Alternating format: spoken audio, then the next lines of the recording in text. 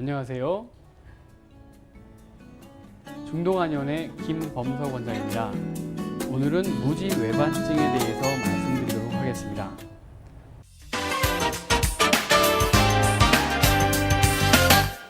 여러분, 무지 외반증이란 말 들어보셨나요? 무지 외반증이 뭘까요? 무지 외반증이란 쉽게 말해서 엄지발가락이 새끼발가락 쪽으로 휘는 것을 무지 외반증이라고 합니다. 신발을 신게 되면 볼품없게 모양이 변하고 조금만 조이는 구두를 신어도 금방 통증을 느끼게 되죠.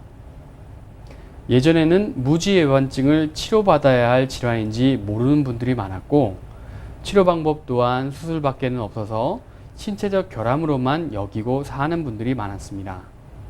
하지만 치료 방법으로 발 보조기와 실리콘 교정, 추나요법 등의 치료 방법이 적용되면서 많은 분들이 수술로 인한 부작용 걱정이 없는 한방요법을 통해 적극적으로 치료하려는 환자분들이 늘고 있는 추세입니다.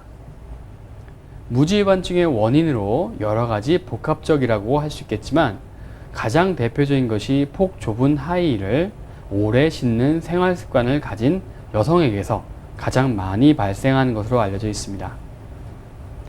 또한 엄지발가락이 너무 길거나 둘째 발가락이 엄지발가락보다 긴 것도 관련이 있으며 가족력이 있기 때문에 딸에게도 동일한 증상이 나타나는 경우가 많습니다. 이외에도 평발이나 납작발, 골반의 틀어짐 등도 무지외반증이 되는 원인이 되기도 하지요.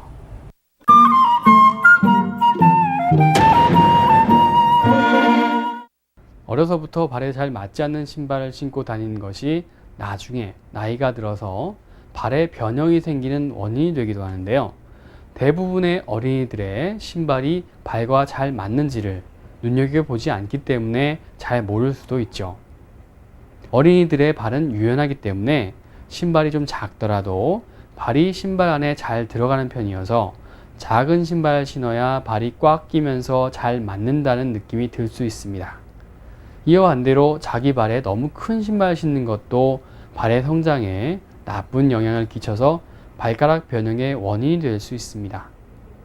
성인 중에는 남성보다 여성에게서 많이 발생합니다.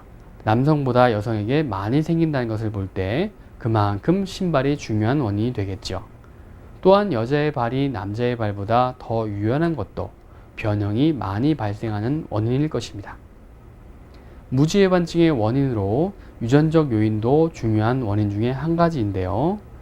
부모 중에서 엄지발가락이 휜 사람이 있으면 같은 형태의 변형이 나타날 가능성이 높습니다. 유전이라면 큰 병인 것 같아서 걱정이 앞서지만 사실 누구나 부모로부터 유전자를 물려받아서 얼굴도 닮고 체격도 닮는 것과 마찬가지로 발 모양도 닮는다고 생각하면 됩니다. 그런데 무지외반증이 될 유전적인 경향이 있는 사람이 신발도 잘못 신으면 변형이 생길 확률이 더 높아지는 것이죠. 무지외반증은 형태의 변화 이외에는 전혀 통증을 나타내지 않는 경우도 있습니다. 증상이 나타나면 엄지발가락의 통증이나 주위신경의 눌림으로 인한 신경통 등이 나타나지요. 경우에 따라서는 새끼발가락도 엄지발가락 쪽으로 휘는 경우도 나타납니다. 엄지발가락이 점점 더 많이 휘면 엄지발가락의 기능적인 부분들을 상실하게 되죠. 그러면 두 번째와 세 번째 발가락에 점점 큰 힘이 가해지고 발가락과 발 허리뼈를 잇는 관절이 붓고 아프며 발바닥에 통증이 발생합니다. 이 질환은 시간이 지남에 따라 점차 변형이 심해지고 나머지 작은 발가락마저도 같이 기울어집니다. 또한 발바닥에 굳은 살 및 신경종 등 여러 가지 질환을 유발하게 되죠. 엄지발가락만 아픈 경우에는 신발을 신지 않으면 통증이 사라지지만 둘째 발가락이 아프기 시작하면 신발을 신지 않더라도 통증이 있습니다. 올바른 보행은 걸을 때 뒤꿈치부터 바닥에 닿고 마지막에 땅을 차고 나가면서 앞으로 전진하는데 무지외반증이 되면 엄지발가락이 땅을 차고 나가는 힘이 없어서 정상적인 걸음걸이와 다르게 걷지요. 발가락이 제 기능을 하지 못하면 발의 중심이 뒤쪽으로 치우치게 될 것이고 엄지발가락의 기능 중 일부를 나머지 발가락들이 담당하게 되어서 기형이 점차 심해지면서 걸음걸이에 문제가 발생하고 무릎이나 고관절, 허리 등의 통증을 유발하게 되는 것입니다. 무지해반증을 예방하기 위해서는 우선 발에 잘 맞는 신발을 신는 것이 가장 중요합니다. 발의 길이와 넓이에 잘 맞는 신발을 고르는 것도 중요하지만 발가락이 꺾어지는 부위가 신발이 꺾어지는 부위와 일치하는지도 중요하죠. 굽이 높고 앞이 뾰족한 신발은 가능한 신지 않는 것이 좋습니다. 일단 변형이 생기면 진행할 가능성이 높아지는데 굽이 높은 신발을 신으면 더욱 빠르고 심하게 변형이 진행할 수 있습니다. 신발의 굽 높이가 5cm만 되어도 엄지발가락을 휘게 하기 때문에 굽이 낮은 신발을 신으면 좋겠지만 직업상 굽이 있는 신발을 신어야 할 경우에는 4cm 이하의 낮은 굽의 신발을 2시간 이상 신지 않도록 하는 것이 좋습니다. 발을 쉬어줄 때는 아킬레스건을 스트레칭 해주는 것도 좋습니다.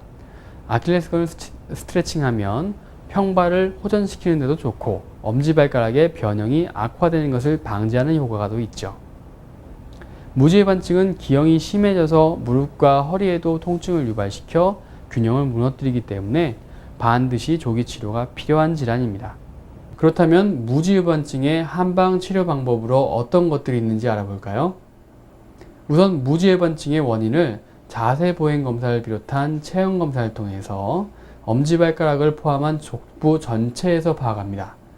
또한 엄지발가락에 하중이 전달되는 하지와 골반, 척추, 턱관절까지 포함하여 구조적, 기능적으로 분석을 하게 되죠. 검사 결과를 통해서 정확한 원인을 파악하고 치료를 하게 됩니다. 주된 치료법은 침구 치료와 추나 치료이며 발 보조기 및 실리콘 제작을 통해서 족부를 교정하여 엄지발가락의 변형을 개선하는 것이 주된 방법입니다. 침구 치료 및 추나요법을 통해 무지해반증으로 인해 나타나는 무릎과 허리, 골반 통증을 완화시켜주고 교정해주며 보조기를 통해 발의 아치와 균형을 맞춰주는 역할을 하게 되죠. 발 보조기 및 실리콘 제작을 통한 족부 교정법은 수술의 부담은 줄이고 변형을 막을 수 있는 치료 방법입니다. 그러므로 단순한 깔창이 아니라 발목의 26개 뼈의 보행과 정지 상태에 역학적 비틀림을 개선시키기 위한 의료용 보조기로서 반드시 전문 한의사의 처방을 필요로 합니다.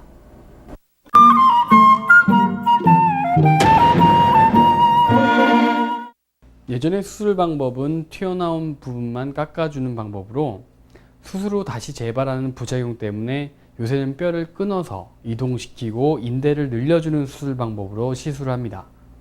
관절낭을 절개하고 수술하기 때문에 일단 관절, 인대 등에 흉터가 생기고 수술 후에 감각이 없어지는 부작용이 생기기도 합니다.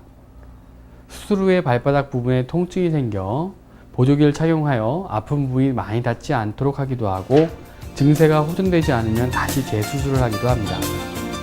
장단점을 잘 살펴서 불필요함에도 불구하고 수술하는 것보다는 안전한 한방치료를 통해서 무지해반증을 치료하여 통증과 고통에서 벗어나 균형 잡힌 생활을 누리시기 바랍니다.